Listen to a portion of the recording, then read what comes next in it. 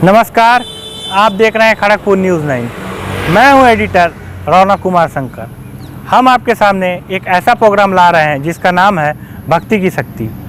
इस प्रोग्राम का मुख्य उद्देश्य है हमारे ज़िले के आसपास में भी जितने भी धार्मिक स्थल हैं, ऐसे धार्मिक स्थल जहां तक आप नहीं पहुंच पाए हैं, वहां तक हम पहुंचेंगे और हर एक उस धार्मिक स्थल का छोटा से छोटा राज आप तक पहुंचाएंगे।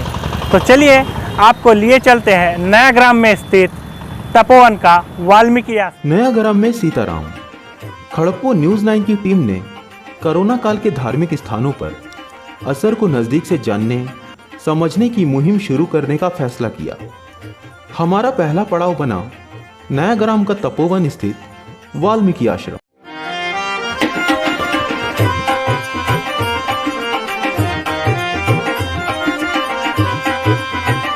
नमस्कार, खड़गपुर न्यूज़ 9 में आपका स्वागत है। मैं हूं तारकेश कुमार ओझा।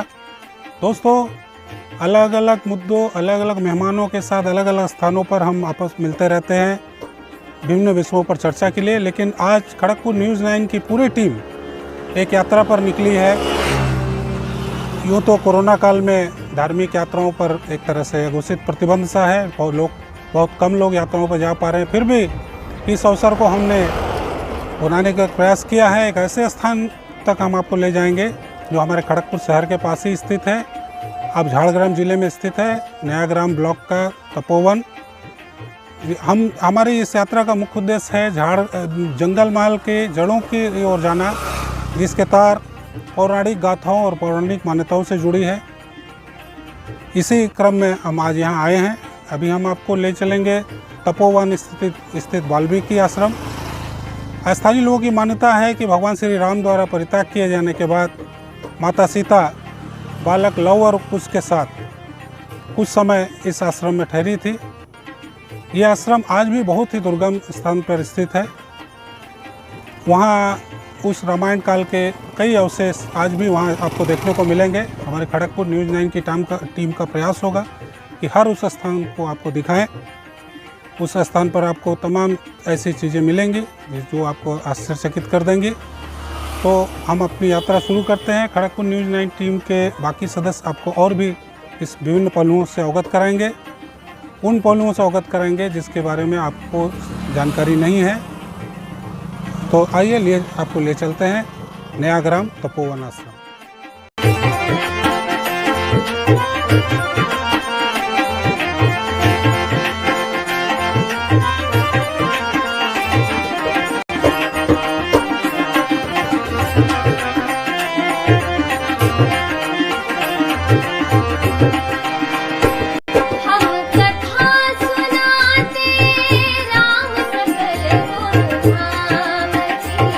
अब हम पहुंच चुके हैं कि खड़िका मथानी, और अब हम आगे चलेंगे तपोवन की ओर और आप सभी को हर चीज़ से वाकिफ़ कराएंगे जिस चीज़ से आप वाकिफ़ नहीं हैं।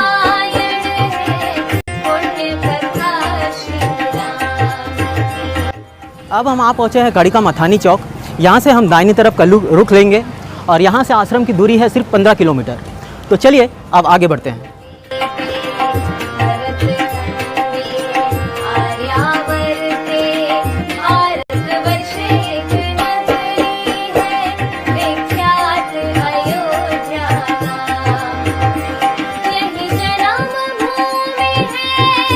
पूरी टीम निकल पड़ी जायजा लेने।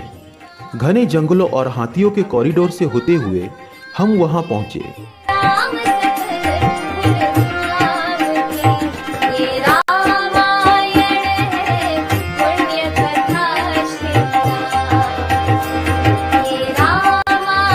वाल्मीकि आश्रम के रास्ते पर बहुत महत्वपूर्ण मोड़ पर पहुंच चुके हैं।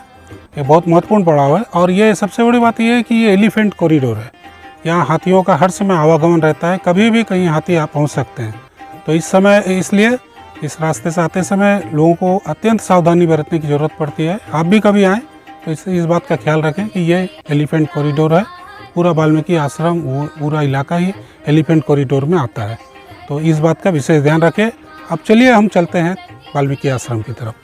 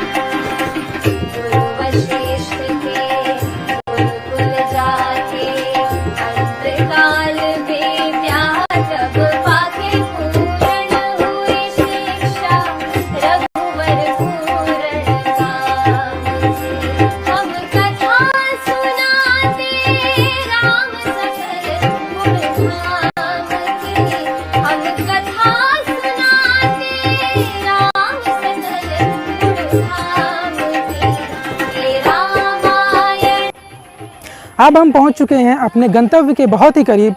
यहाँ से कुछ ही किलोमीटर के दूरी पे है तपोवन के वाल्मीकि का आश्रम, और अब आप सभी को कराएंगे दर्शनीय स्थल के दर्शन।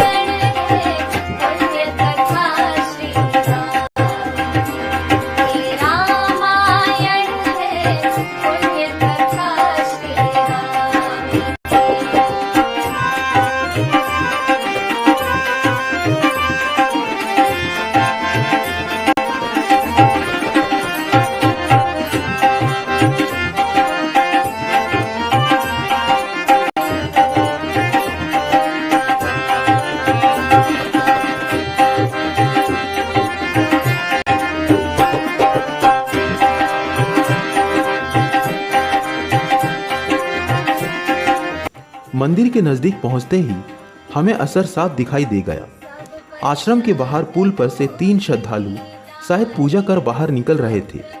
तो अत्यंत दुर्गम वन क्षेत्र को पार करते हुए हम पहुंच गए हैं अपनी मंजिल पर। वाल्मीकि आश्रम यही है। ये जो मेरे पीछे आप जो पुल देख रहे हैं ये पक्का हो गया है। पहले लकड़ी का पुल था, तो प्राकृतिक सुंदरता को दर्शाने के लिए ऐसा रखा गया था, हालांकि अब पक्का कर दिया गया है बार बार इसके बिगड़ जाने की वजह से।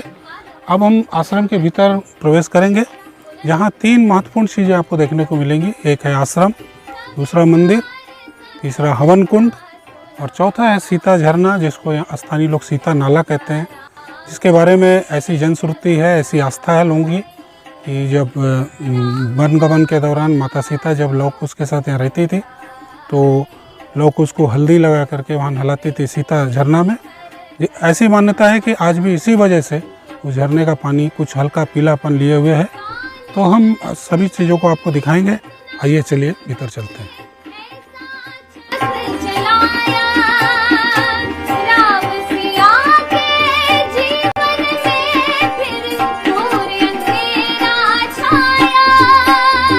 परिसर में रहने वाले दो कुत्ते बुरी तरह से उनके पीछे लगे रहे और खाने को कुछ लेकर ही माने।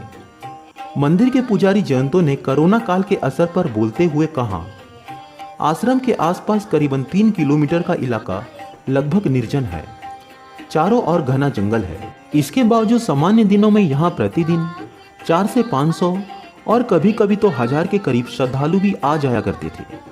अब यह संख्या बमुश्किल 100 से 150 तक सिमट कर रह गई है। मंदिर का इतिहास। जयंतो ने बताया कि यूं तो देश में 7 तपोवन है, लेकिन इस वाल्मीकि आश्रम का महत्व काफी अधिक है। आज भी निर्जन से नजर आने वाले इस घने जंगल में बीच बीच में नजर आने वाला हाथियों के गुजरने का मार्ग लिखा बोर्ड संकेत देता है कि आज भी यहाँ मानव जीवन सहज सरल नहीं है। इसी जंगल के बीच स्थित है तपोवन का वाल्मीकि आश्रम, जिसे देखकर आश्चर्यचकित हो जाना पड़ता है। जनश्रुति के अनुरूप ही परिसर के भीतर लवकुश मंदिर, वाल्मीकि समाधि और सीता हवन कुंड आदि नजर आता है। सदियों पहले आखिर कौन रहता था यहाँ और यहाँ किसके लिए संभव थी उपासना? आश्रम के पास ही सीता नाला स्थित है।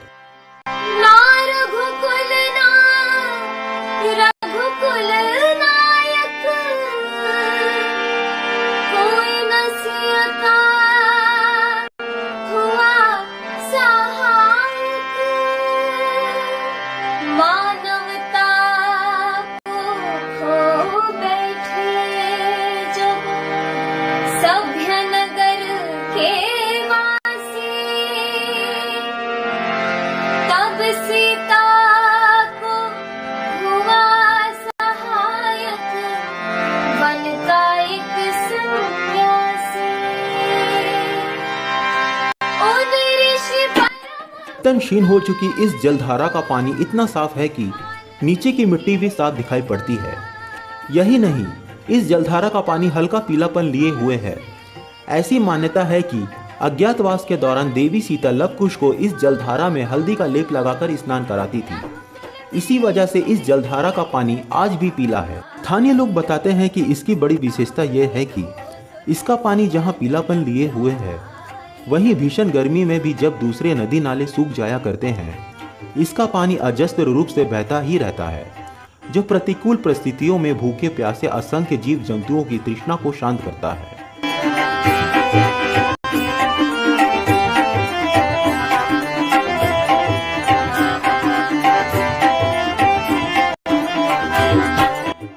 इस स्थान पर वाल्मीकि हवन कुंड है।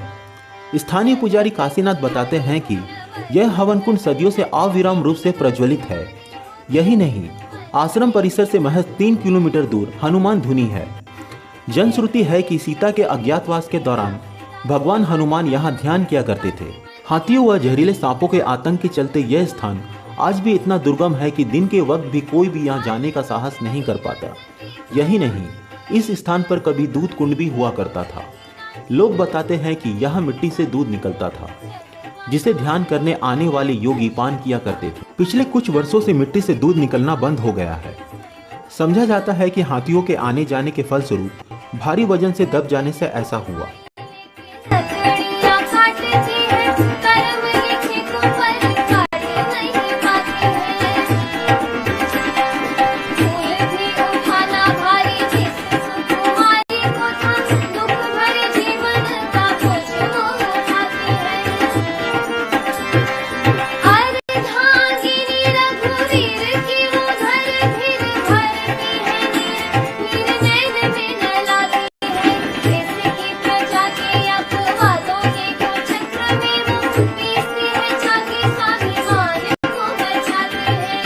ऐसी मान्यता है कि वाल्मीकि काल में एक असुर ने आश्रम पर हमला कर दिया था।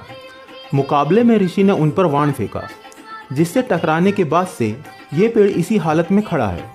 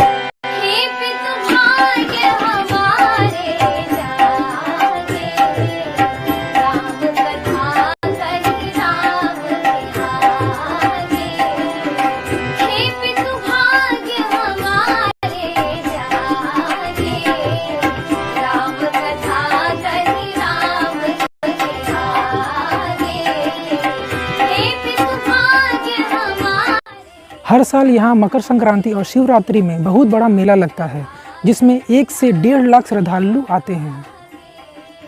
जनश्रुति तपोवन के नज़दीक ही लवकुश द्वारा अश्वमेघ का घोड़ा रोके जाने का दावा करती है। यही नहीं, तपोवन में कई ऐसे चीजें हैं जिनके सीता व लवकुश के अज्ञातवास के साक्षी होने का दावा किया जाता है।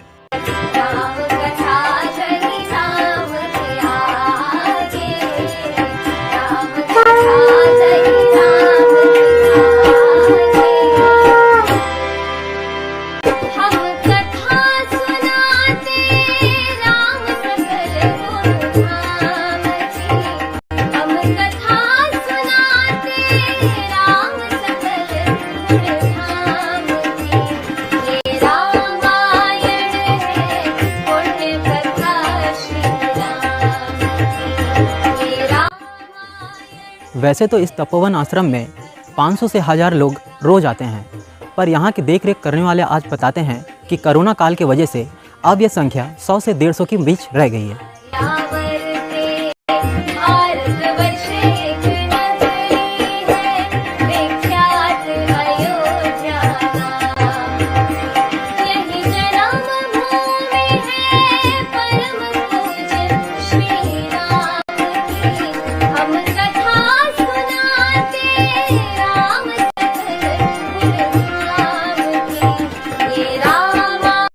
खड़गपुर से घूमने गए कुछ युवकों ने आश्रम परिसर में शिव मंदिर की कमी महसूस की और वहां शिवलिंग की प्राण प्रतिष्ठा की व्यवस्था की।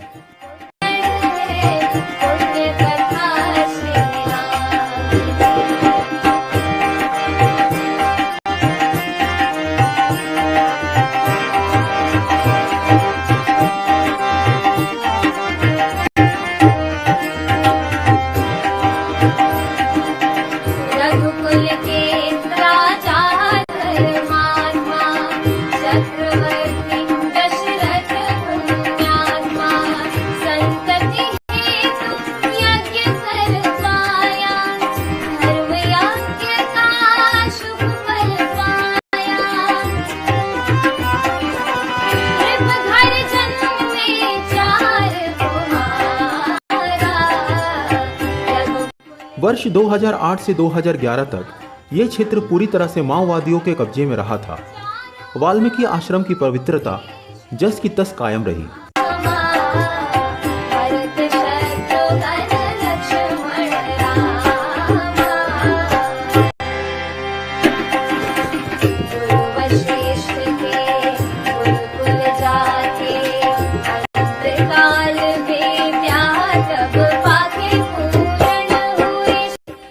तो ये थी नयाग्राम के तपोवन वाल्मीकि आश्रम पर खड़गपुर न्यूज़ 9 की विशेष प्रस्तुति। इस संबंध में एक महत्वपूर्ण बात हम कहना चाहते हैं कि हमारा ये सारा कवरेज जो है ये जन आस्था और जन श्रुति पर आधारित है। इस संबंध में जो दावे किए जाते हैं उनकी पुष्टि तो हम नहीं कर सकते। हाँ, हमारा उद्देश्य ये है कि एक अत्यंत सुंदर रमणीय दर्शनीय स्थल जिसका संबंध पौराणिक रामायण काल से है, हम ये कहना चाहते हैं कि तीर्थ या सैर सपाटे की दृष्टि से भी कम से कम लोगों को एक बार यहाँ आना चाहिए। यहाँ आकर वे काफ़ी असीम आनंद का अनुभव करेंगे। यही हमारा इस कवरेज का मुख्य उद्देश्य था। तो आज के लिए बस इतना ही। अगली मुलाकात जल्द होगी किसी नए विषय, नए मेहमान, नए मुद्दों के साथ। तो देखते रहिए खड़गपुर न्यूज़ 9। अगर आपने हमारा चैनल अभी तक सब्सक्राइब नहीं किया है तो तुरंत कर दें, बेल आइकन दबा दें, जिससे कि आपको हमारा सारा अपडेट तुरंत मिलता रहे।